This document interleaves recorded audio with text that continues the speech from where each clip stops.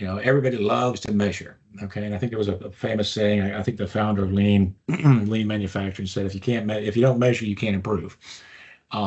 So we're always looking at ways of measuring it, and it's getting harder and harder because we're collecting so much daggum data that what do you look at? What are the numbers that I should be really focused on? And so KPIs, what are you seeing out there when it comes to key performance indicators specific to the warehouse and your warehouse operations? Yeah, so I mean, again, a lot of it boils down to well, actually, let me start a little differently. A lot of people want to track, pick times, like how long does it take me to do the picks and things like that. And those are valid KPIs, but and that's starting at the very basic level. How do I reduce my material handling costs within the four walls? And it's a valid KPI.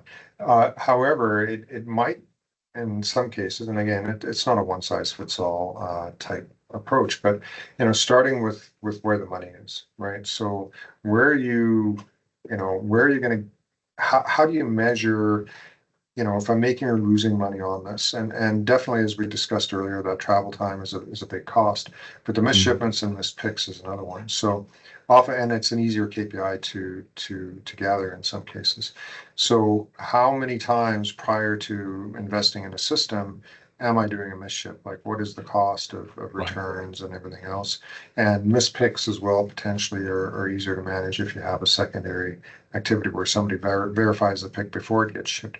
How many times does that happen? Because I can go out there and I can measure, yes, it takes this person 5 minutes to execute this pick, but really it takes 10 minutes because it didn't pass QC because it didn't pick the right stuff, and now it's taking another 5 minutes. So you Right. don't necessarily get that full picture until maybe start at the higher level KPIs, like what's happening at the tail end of that process, and then drilling down into, okay, we've got, X amount of misships or mispicks, drill down, get those dealt with, and then, look at some of the lower level KPIs. But, inventory accuracy, order picking accuracy, shipping Mhm. accuracy, capacity utilization maybe in there, Right. um, those types of things. Right. Right. There's a whole bunch, and luckily there's a ton of dashboards out there on Power BI for Business Central that kind of give you these things, and even not for Business Central, sort of build your own dashboard type of solutions that you can tie into your own data to build out Well, and these that's the beauty KPIs. of it is if we're capturing that data, one, we can report on it, and if we can report on it, we can certainly put it out there in highly you know uh, highly visual type format in the form of a dashboard or a Power BI visualization, those types of things.